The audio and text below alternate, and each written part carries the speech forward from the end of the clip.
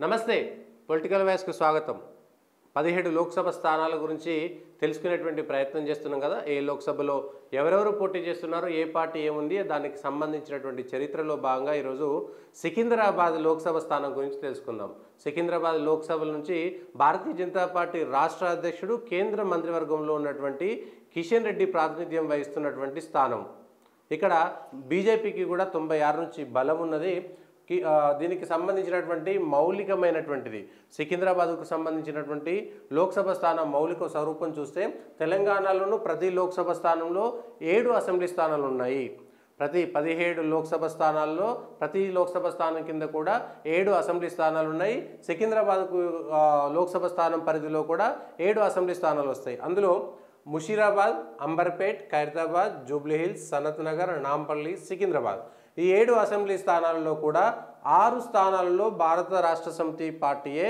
ప్రాతినిధ్యం వహిస్తున్నది 6 చోట్ల కూడా బీఆర్ఎస్కు సంబంధించినటువంటి ఎమ్మెల్యేలే గెలుపొందారు 2023 అసెంబ్లీ ఎన్నికల్లో ఒక్క నాంపల్లి స్థానంలో బీఆర్ఎస్కు మిత్రపక్షమైనటువంటి మజ్లిస్ ప్రాతినిధ్యం వహిస్తున్నది దీంతో 7 స్థానాలు కూడా బీఆర్ఎస్ మిత్రపక్షమే ఉందని చెప్పుకోవచ్చు కానీ 2019లో కిషన్ రెడ్డి భారతీయ జనతా పార్టీ ద్వారా గెలుపొందారు 2019లో కూడా ఈ లోక్సభ స్థానం పరిధిలో ఏ ఒక్క స్థానంలో కూడా బీజేపీ ఎమ్మెల్యే లేకపోయినా బీజేపీకి సంబంధించినటువంటి అభ్యర్థి గెలిచినటువంటి చరిత్ర ఉన్నది దీనికి సంబంధించి ఇది మార్పు చెందింది తర్వాత అంతకుముందు ఇప్పుడున్నటువంటి గోషామాల్ అంతకుముందు మహారాజ్గంజ్ ఉంటుండే అది సికింద్రాబాద్లో ఉంటుండే ఇప్పుడు అదే గోషామాల్ హైదరాబాద్కి వెళ్ళిపోయింది జూబ్లీహిల్స్ కొత్తగా అయినటువంటి జూబ్లీహిల్స్ ఉన్నది 1957 నుంచి నేషనల్ కాంగ్రెస్ ఆ తర్వాత ప్రజాసమితి 2 సార్లు తెలంగాణ ప్రజాసమితి గెలిచింది 71లో ఆ తర్వాత గవర్నర్గా కేంద్ర మంత్రివర్గంలో ఇందిరాగాంధీకి అత్యంత దగ్గర వ్యక్తిగా ఉన్నటువంటి పి శివశంకర్ కూడా ఇక్కడి నుంచే ప్రాతినిధ్యం వహించాడు మాజీ ముఖ్యమంత్రి టంగుటూరు అంజయ్య గెలిచాడు 91లో భారతీయ జనతా పార్టీకి సంబంధించినటువంటి మొట్టమొదటి గెలుపు సికింద్రాబాద్లో మొదలైంది బండారు దత్తాత్రేయ గెలిచారు పివి రాజేశ్వరరావు ఆ తర్వాత పివి నరసింహరావు కొడుకు పివి రాజేశ్వరరావు ఒకసారి గెలిచాడు ఆ తర్వాత 98, 99 2 సార్లు కూడా మళ్ళీ బండారు దత్తాత్రేయ భారతీయ జనతా పార్టీ నుంచి ప్రాతినిధ్యం వహించారు 2004, 2009లో అంజన్ కుమార్ ఇప్పుడు కాంగ్రెస్ పార్టీ అభ్యర్థి ఎవరైతే దానం నాగేందర్ ఉన్నాడో 2004లో డి శ్రీనివాస్ పిసిసి అధ్యక్షుడిగా ఉన్నప్పుడు దానం నాగేందర్కు కాంగ్రెస్ టికెట్ ఇస్తే ఓడిపోయే టికెట్ నాకు ఇస్తున్నారనేటువంటి బాధతోటి అప్పటికప్పుడు రాత్రికి రాత్రి కాంగ్రెస్ను వదిలి టీడీపీలోకి వెళ్ళి ఆసిఫ్ నగర్ నుంచి ఎమ్మెల్యేగా పోటీ చేసినటువంటి వ్యక్తి దానం నాగేందర్ 2004లో ఆయనకు టికెట్ ఇస్తే ఆయన పోటీ చేయకపోతే అంజన్ కుమార్ యాదవ్కి వచ్చింది టికెట్ ఆయన అదృష్టం కొద్ది 2 సార్లు కూడా గెలిచాడు 2004లో 2009లో ఆ 2 సార్లు కేంద్రంలో కాంగ్రెస్ నేతృత్వంలోని యూపీఏ సర్కారు కొలువుదీరి ఉన్నది ఆ తర్వాత 2014లో తిరిగి మళ్ళీ బండారు దత్తాత్రేయ గెలిచారు అప్పుడు భారతీయ జనతా పార్టీ గెలిచింది 2004, 2009లో 2 సార్లు గెలిస్తే 2 సార్లు కాంగ్రెస్ అధికారంలో ఉంది అదేవిధంగా 98, 99 దత్తాత్రేయ గెలిచినప్పుడు అప్పుడు కూడా బీజేపీ అధికారంలో ఉంది 98లో 99లో ఏడాది పాటు వాజ్పేయి సర్కారు 98లో ఉంది 99లో 5 ఏళ్ల పాటు ఉంది 2014లో నరేంద్ర మోడీ వచ్చాడు 2019లో కిషన్ రెడ్డి గెలిచిన తర్వాత కూడా మరొకసారి కేంద్రంలో భారతీయ జనతా పార్టీ అధికారంలోకి వచ్చింది ఈసారి కూడా గెలిస్తే 2024లో గెలిస్తే హ్యాట్రిక్ వరుసగా 3 సార్లు భారతీయ జనతా పార్టీయే సికింద్రాబాద్లో గెలిచినట్టుగా ఉంటుంది ఇప్పుడు పోటీ చేస్తున్నటువంటి వాళ్ళు 2024 ఇప్పుడు వచ్చేటువంటి ఎన్నికల్లో 3 పార్టీలకు సంబంధించినటువంటి అభ్యర్థుల ప్రకటన జరిగింది బీజేపీ నుంచి సిట్టింగ్ ఎంపీగా ఉన్నటువంటి బీజేపీ తెలంగాణ శాఖ అధ్యక్షుడు అదేవిధంగా కేంద్రంలో మంత్రివర్గంలో ఉన్నటువంటి మంత్రి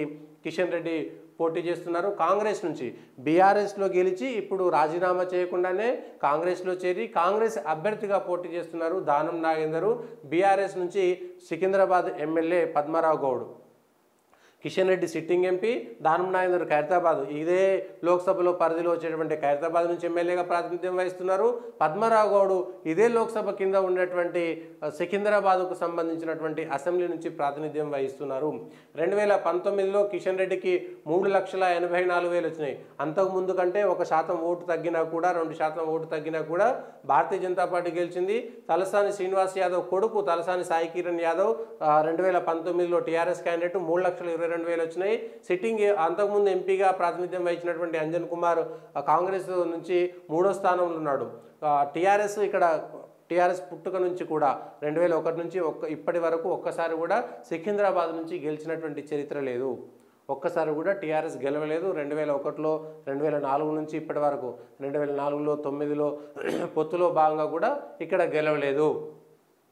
2014లో బండారు దత్తాత్రేయకు 4,38,000 ఓట్లు వచ్చినాయి. ఓవరాల్గా సికింద్రాబాద్కు సంబంధించినటువంటి నియోజకవర్గంలో 18,93,647 ఓట్లు ఉన్నాయి.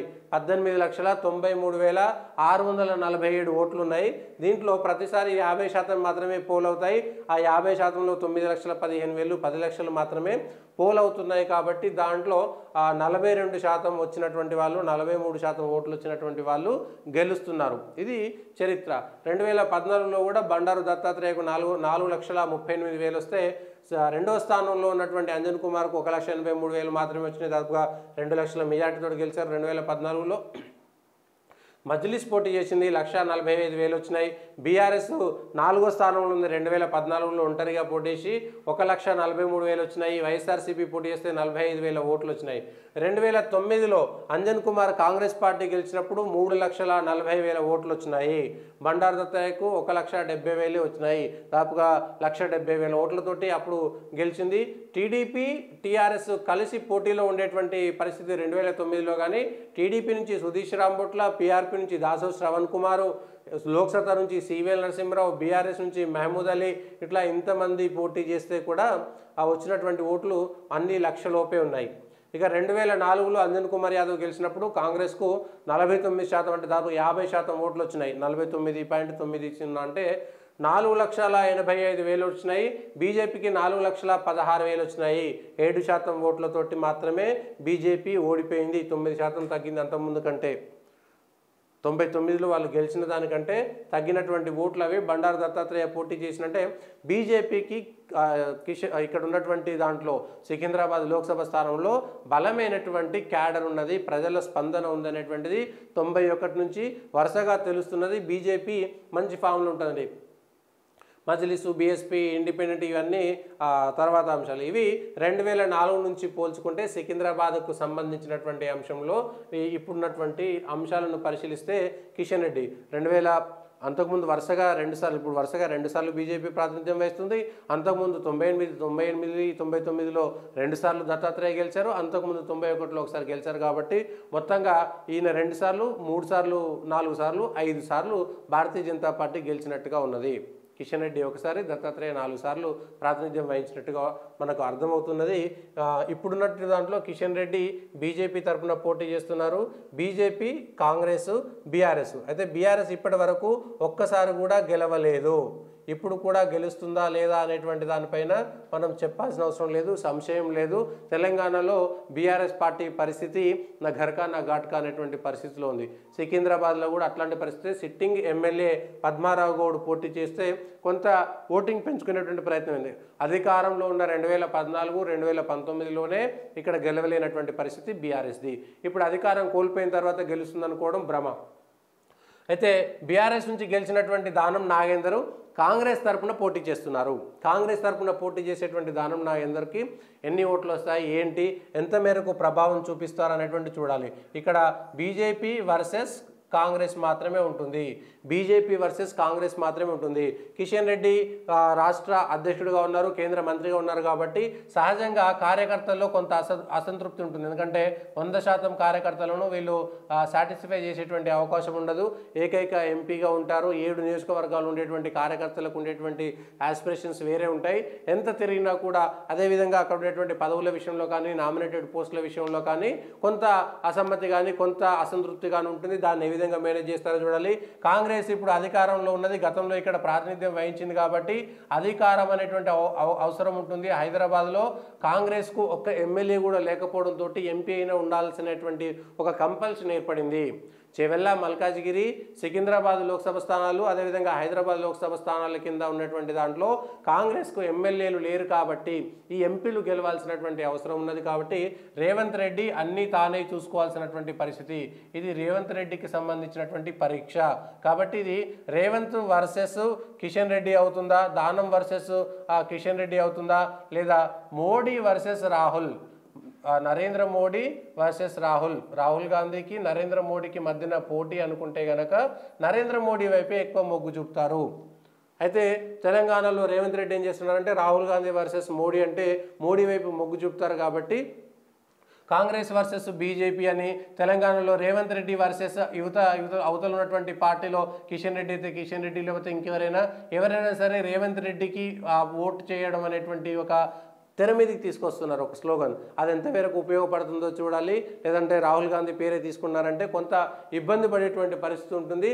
తెలంగాణలో కూడా ఆ బీజేపీకి సంబంధించిన గాలి ఉంటుంది. అందులో కొంత సికింద్రాబాద్ అనేటువంటి పట్టున్నటువంటి ప్రాంతం, బీజేపీకి పట్టున్నటువంటి ప్రాంతం. గతంలో ముషీరాబాద్లో ప్రాతినిధ్యం వహించింది.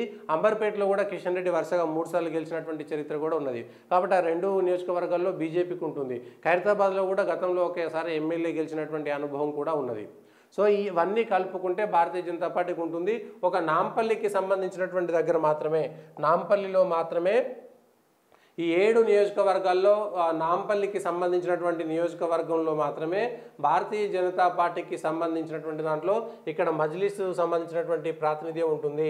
మిగిలినటువంటి 6 స్థానాల్లో ఇక్కడ సహజంగా మజ్లిస్ డామినేషన్ ఉంటే ఇక్కడ ఓట్లన్నీ కూడా ఈ మజ్లిస్ ఈసారి ఇక్కడ ఉండేటువంటి ఓటు కాంగ్రెస్ వైపు వెళ్తుందా లేదంటే బీఆర్ఎస్ వైపు వెళ్తుందా అనేటువంటిది చూడాలి.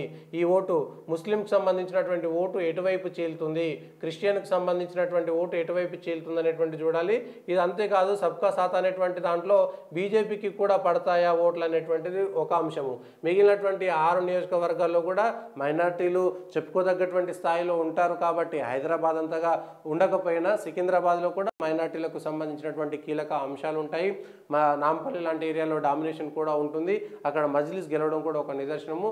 మిగిలినటువంటి 6 నియోజకవర్గాల్లో ముషీరాబాదు, ఖైరతాబాదు, అదేవిధంగా అంబర్పేటలో కూడా గతంలో భారతీయ జనతా పార్టీ ప్రాతినిధ్యం వహించింది. ఈసారి ఏ నియోజకవర్గంలో అంబర్పేటలో గతంలో కిషన్ రెడ్డికి ఎక్కువ లీడ్ వచ్చింది. ఈసారి ఆ స్థాయిలో లీడ్ వస్తుందా, ఎట్లుంటుంది, నరేంద్ర మోడీ గాలి ఎంత మేరకు ఉపయోగపడుతుంది, మోడీ అనేటువంటి మానియాలో ఉన్నారా లేదా అనేటువంటి అంశం కూడా. పూర్తిగా పట్టణ ఓటర్లు మాత్రమే ఉంటారు. ఇక్కడ గ్రామీణ ప్రాంతమే లేదు. 100% మెట్రోపాలిటన్కి సంబంధించినటువంటిది బస్తీలు ఉంటాయి. ఇక్కడ మిగిలినటువంటి జూబ్లీస్, బంజారాహిల్స్ లాంటి ఏరియాలు కూడా ఖైరతాబాద్ నియోజకవర్గంలో వస్తాయి. సో ఇట్లాంటి పాష్ ఏరియాలు ఉంటాయి. అదేవిధంగా అనేకమైనటువంటి బస్తీలు కూడా ఉండేటువంటి ప్రాంతము, పూర్తి స్థాయిగా పట్టణ ప్రాంతం ఉండేటువంటి నియోజకవర్గం. మరి ఈసారి ఎవరు గెలుస్తారు? పద్మారావు గెలుస్తాడా, కిషన్ రెడ్డి గెలుస్తాడా, లేదంటే దానం నాగేందర్ గెలుస్తాడా చూడాలి. కిషన్ రెడ్డి, దానం నాగేందర్, అదేవిధంగా పద్మారావు గౌడ్, ఇది ఇద్దరు బీసీ ఫ్యాక్టర్ ఉంటుంది, ఒకరు ఓసీ ఫ్యాక్టర్ ఉంటుంది.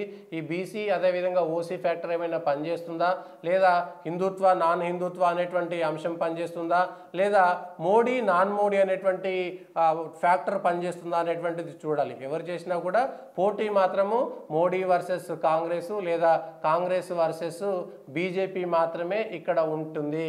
కాంగ్రెస్ వర్సెస్ బీజేపీ మాత్రమే ఇక్కడ ఉంటుంది. సో ఎవరు గెలుస్తారు ఏంటి అనేటువంటిది జూన్ 4న తేలనుంది. ఇది సికింద్రాబాద్కు సంబంధించినటువంటి మౌలికమైనటువంటి స్వరూపము, పార్టీలకు సంబంధించినటువంటి బలాబలాలు, ఆ సికింద్రాబాద్కు సంబంధించినటువంటి చిన్న చరిత్ర.